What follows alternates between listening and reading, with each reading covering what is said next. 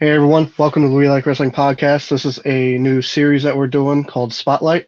Our first guest is Leo Sparrow. All right. You know what? I'm going to cut you off right there. I think we should do this right if we're going to do an introduction. So, here I am. Here I am, the King of Kale, the Green Machine, the Son of the Sun and your Earth champion. Look at that beautiful championship belt. Leo Sparrow at No Stake All Sizzle, as you can see right here. I'm ready to go. Let's do this. You got to bring the energy, Jared. Let's go. All right. What do you want to talk about? Let's talk. So you're a graduate of Creative Pro Wrestling in Yes, New sir, York. I am. A recent graduate, right? Yes, 2021, 22. 22, just a few months ago. That was a total shock to me. I thought I still had a ways to go, but it appears that I have received the stamp of approval from my trainers. So here I am, graduate. You didn't think you were ready, or It's not that. It's just I'm my biggest critic. So it's like I didn't expect it. that makes sense. And then you were also trained by the likes of Brian Myers, Joe Buck, and Max Caster. Joe Buck is an NFL commentator, but I was trained by Pat Buck. My bad. Jesus. Pat Buck, yes, I was. Pat Buck, Brian Myers, Max Caster. They are my trainers. They're the ones responsible for creating this madness. So, yeah, that's me. Now, from those three, are there certain things that you took from each person? Definitely. Every trainer has a different style of training. There's a different thing that you will learn at every class. And that's why I like Creative Pro, because it's not one person's school. It's a whole entity. Or if it's a Bear Bronson class, or if it's somebody else's class, any of the graduates can come and teach a class. And you learn from so many people, and you get so many different points of view. And from AEW with Pat Buck, from WWE with Brian Myers, it's a whole entity, and that's why I love Creative Pro. I'm wearing the sweatshirt right here. I rep it everywhere I go. I love Creative Pro. I love being a part of it. I'm very proud to be a graduate. Yeah. To be honest, I didn't really know much about Creative Pro until we started doing this podcast. And then with the likes of Max Caster and MJF being on TV more, would you say that Caster was probably more of the promo side of you, or was it like Yeah, wrestling? I would say that. I would say I work the most with Caster, I think. He's helped me a ton, especially with the character development. He's usually the person I like to bounce things off of, or he'll watch a match and be like, oh, I like that, or I didn't like that, or a promo, or any kind of content I put out. I'll be able to bounce it off him. And I like having reliable trainers and trainers that are successful in their own right to know that their point of view is valid. So, yeah, I always have support where I can bounce things off of people and see what works. I know Monster Factory is another big training school from New Jersey. Creative Pro from New York. Likes of Damian Priest came from Monster Factory. Obviously, MJF and Max Caster. What was that like for you to go into a school like that and start working on obviously your dream? It's comforting in a way, but there's also a lot of pressure that I put on myself, because when you walk into Creative Pro, there are big banners of all of the graduates that have gone on to achieve great things. There's an MJF banner, there's a Max Caster banner, there's a Bear Bronson banner, there's a Chris Statlander banner, there's a Eric James, VSK, Bryce Donovan. There's all these people that have won the Creative Pro Championship, been signed to AEW, and just gone on to do great things. So it says you walk in, that's what you see, and it says, all right, I have to achieve the same level of success, and it's up to me to do that. So if you walk in and you don't have that mindset, then I don't know if it's for you. But there's a certain kind of behavior and attitude that you need to have in wrestling in general, and that's what is fostered at Creative Pro. Now, when you walked in there, did you know because of the people that were there before, did you know that? Did you have that confidence beforehand, or were you just kind of, very humble? Because without being cocky, there are people that go into that thing saying, "All right, I know what I can do." Um, Now, did There you are come out people of who are that? cocky Yeah. who walk in and say, "Oh, wrestling is fake." I can learn this. I don't need to be an athlete. I don't need to go to the gym. But it's as much outside of the ring as it is in the ring, and you need to really dedicate your entire life to it, and you won't succeed if you don't. So there are things that you need to focus on. If you need to go in with an attitude of commitment. Um, when you went in there, did you have someone specific who you kind of went off of in terms of your style, your moves, your talking before, Yeah, yeah. the training? And Sure. So I have certain favorites in the ring. Obviously, everybody does, and sometimes you just gravitate towards somebody um, to say, "Oh, I want to wrestle like them. I want to be like them. I want to be cool like them. I want to have a cool look like them. I want to have a body like them." That person for me, I would say, was Dolph Ziggler. I've just always, for some reason, been a Dolph Ziggler guy. I love the way he wrestles. I love his entire package. I love it. And so that's always who I kind of wanted to wrestle at. And when I say that, and people who have seen me wrestle before, they say, "Oh, all right, I see it now. I get it. You are a Dolph Ziggler fan because I've seen both of you wrestle, and that's how I model myself in my wrestling." Dolph Ziggler is a favorite of mine as well. He's a bumping machine. He'll go out there, put anybody over. He's great on the mic. Um, All so around great talent. yeah, definitely. Um, Now with AXW January 7th coming up, obviously you've been around that company before the name change. Um, what was it like for you to be in a Hamburg Fieldhouse, knowing the history behind it? Uh, it was wild. I as a vegan wrestler, it made me proud that there was a very famous fruit incident, I would say, in the building with the Jimmy Snuka coconut thing. So it's on me to carry on the legacy of bringing fruit back to the field house. First time I went there, it was the hottest building I've ever been in. I remember laying on the canvas at the end of my match and just saying, "Oh my God, this is the hottest thing I've ever done." Just laying on the canvas, it was like engulfing me. It was radiating heat from the mat, and Especially with that, those lights. yeah, exactly. In July, that Yeah, was and wild. no windows because it used to be, a farmhouse or, Yep. and it. I will say that's probably the most the worst complaint is the heat, especially with the conventions Hmm. in Oh yeah, July, so and many people in there. Oh my goodness, I yeah, couldn't even imagine.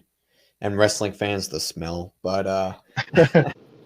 January will be a different story because it will be the winter. So we'll see how that goes. There'll probably be snow on the ground, and it will still find a way to be hot in there.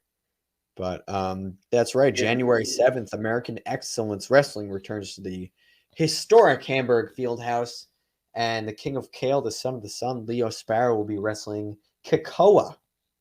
So I need to do some research on Kekoa and find out if he deserves a shot at the Earth Championship.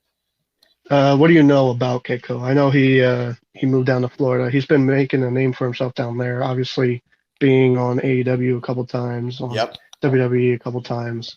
Yep. Um, I know he's very popular in the field house. He's a yeah. home hometown favorite, I guess. So we'll see how it goes. But my job is to make the crowd remember me and like me more than him. So we'll see how I do with that. How do you think you can do that? What gives you the upper hand? When you're the king of kale, you can do anything. When you're the Earth champion, you walk in and you have the confidence of Mother Nature herself. So I plan on walking in as the Earth champion and walking out as the Earth champion too. Well, you might be able to do that. Um, so you mentioned earlier that you're a vegan wrestler. Have you always been a vegan during your wrestling career? No, I started it very early on though. So I mean, I could say yes, but I guess the first few months, no, I wasn't. Um, so what, if you don't mind getting a little Of into that course, of lifestyle, course. what changed in your diet first to get into that vegan? Because I know it's kind of hard to go from a regular diet to, Sure. just vegan. Yeah, sure. So the first thing I gave up was milk, and I had been going I guess dairy free for a few months, and that was the easiest to give up. You just switch to almond milk, you know. But like cheeses and things I was still eating. And then after that, I just gave the rest up. There was a little transition period where I was just eating French fries and potato chips for 2 months, and then I figured out what the hell I was doing. So I turned to vegetables and beans and lentils and things like that, and protein powder, vegan protein powder, of course. And that's what I've been doing ever since, and it's been going pretty good. I feel and look better than I did when I wasn't a vegan, so it's going well. Um, Brian Danielson is a vegan, and I know it's probably a lot harder. I had a couple friends who tried to do the vegan diet, and they said they felt better, but their energy was kind of like lower in a way. Sure. Um, did you feel a major difference in your wrestling style when you changed? Um, I guess at first, but when I figured out what I needed in terms of nutrition and I made sure I got it, then things changed for me. I found my energy was picking up. There were times where I was just falling asleep in the middle of the day, and then I started taking more vitamins and eating more nutritious food, and now we're a-okay. When you eat animals, there's something called bioaccumulation. You absorb the nutrients that they absorb through the food chain. So that's where you're getting your like iron, your B12 from is eating the I guess the flesh of the animals. So when you take that away, then you take away all the nutrients that you would have been getting through that bioaccumulation. But if you know what you're missing, then you can make up for it by supplementing it in through vitamins and like fruits and vegetables and things like that. Now, was this did you switch for the health reasons, or are you more of like an environmentalist where you care It's a lot really about, both. yeah. Yeah. Um, I know for me, I've tried different diets and it's kind of hard just to go, like, for me, I've realized I'm sort of lactose intolerant, so like I drink almond milk. As humans are. I Yeah. Everybody really is to an extent, and it's because that milk is not meant for humans, it's meant for baby cows. So Yeah. humans have breast milk, but as adults we won't be drinking breast milk. So that's why we go for oat milk, we go for almond milk, we go for things that won't upset our stomach, and it upsets our stomach because it's not meant for us. And I drink almond milk. I'm trying not to eat as much dairy. Hmm. Like cheese is a little hard to get away from Sure. because No, there's I so much with understand. cheese, I you understand. know. Um, I'm and never I going to love, tell you that cheese or meat or eggs don't taste good. Of yeah, course they do. That's why we eat it. If plants tasted better, we would just be eating plants. But it's I understand it. It's difficult. it is. Yeah, I love meat, man. But so Whoa. hey, I give props to whoever can transition to that diet. Obviously, you said you feel better, um, and you look great with that Thank diet. you. So, um, to anybody who wants to get onto that diet, what's your advice for them? I would recommend you find what you like because there are a lot of vegans that like hate tofu, which is perfectly fine. You like what you like and you don't like what you don't like. So find what you like, find what works for you, and just remember why you're doing it. If it's for your health, if it's for the animals, for the environment, things like that. Remember why it is that you're doing it. Now, being that you're from Creative Pro, has there been people that came in that you're like, I really need to work with them, or like not even just in ring, but with likes of Kevin Kelly and stuff like that, is there anybody that you were like, I need that? Sure. Yeah, of course. They're throughout the not only at Creative Pro, but at the entire wrestling journey I've had. There have been people that I cross paths with, and I say, I just need to bounce an idea off of you, or I just need your input on this, or can you watch this part of my match, or something like that? Can you listen to this? Give me your thoughts. It's free, and you just need to man up and do it. So there have been certain people that I need to speak to because I need their ideas. Something could be so obvious to them that I would never think of. And I not even like non-wrestlers, I get ideas of creative things and I'm like, that's amazing. And it doesn't matter to me that you are not someone famous because it's a good idea. And if I can make it work, I'll make it work. So is there a dream opponent for you? Like a sort of realistic dream opponent? Yeah, I would say that's Dolph Ziggler. It's Yeah. got to be. Also, Yeah. some of my other dream opponents are Ultimo Dragon. I've just always been a fan of his wrestling style and think that that would be a fun match. And I can't be a vegan wrestler and not want to beat the crap out of the man that calls himself Cheeseburger. Cheeseburger has been to Hamburg before, so He has hamburger. hey, yeah, he missed an opportunity there. Yeah, maybe at AXW we'll see what happens. But I did wrestle Cheeseburger this year, but it was in like a scramble match, like a 6-person match. So I need him one-on-one. And I want to say congratulations on your recent match. Was it Southern Shore Wrestling or Shore Star Wrestling? Yes, that. A ladder match, right? Yes, ladder match. And I've seen some people say that was possibly match of the year. Yeah, I've never received so many comments after a match like that. There were a lot of Facebook posts, a lot of tweets, things like that, just talking about the match. I can't wait to watch the footage back.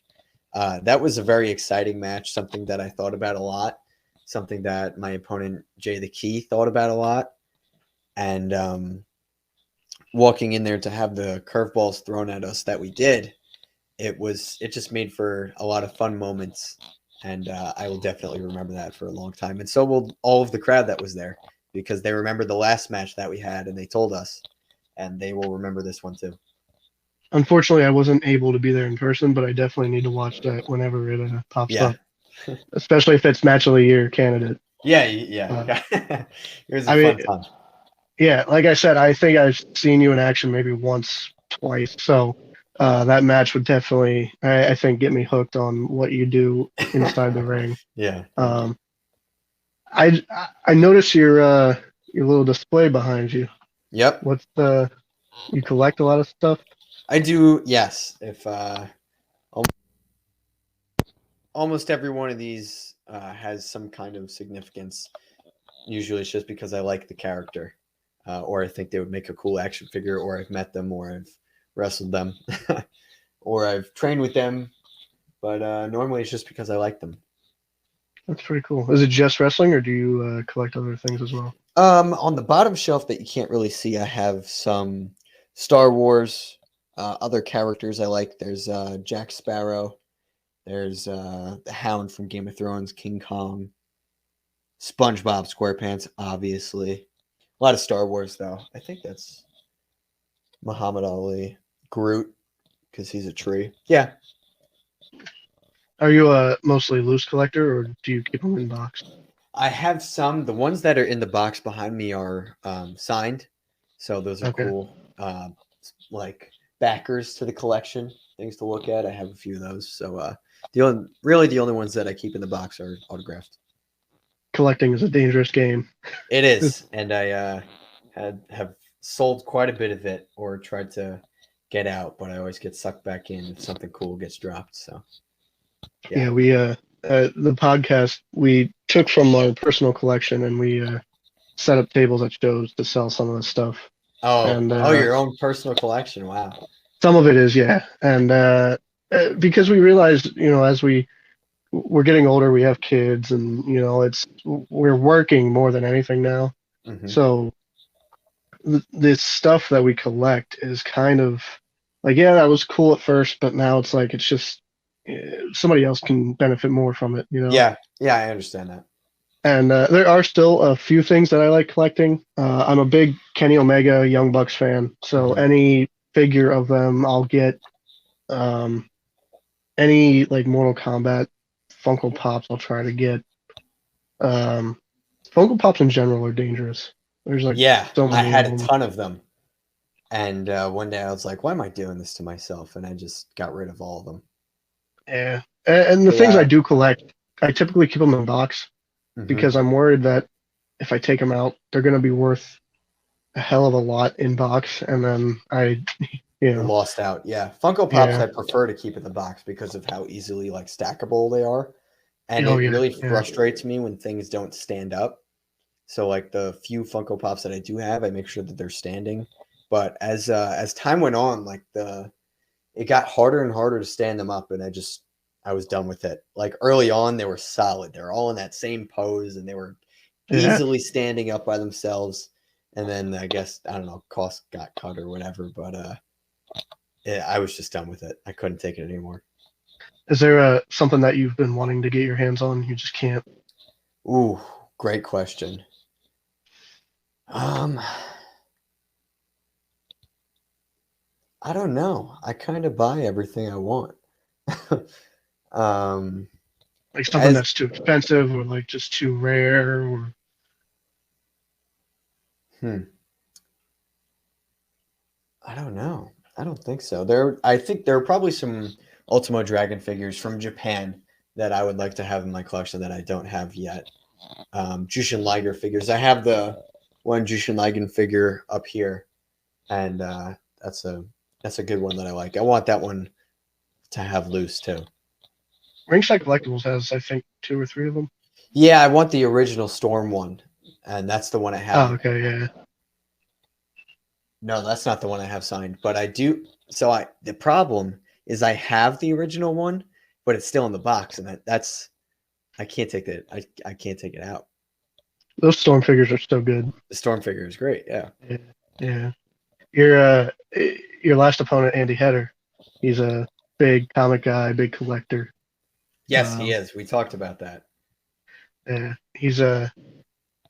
There's a few things that he buys off of us because he can't find it, and we'll buy off of him and whatever. Nice. Are you But guys going to be set up at AXW?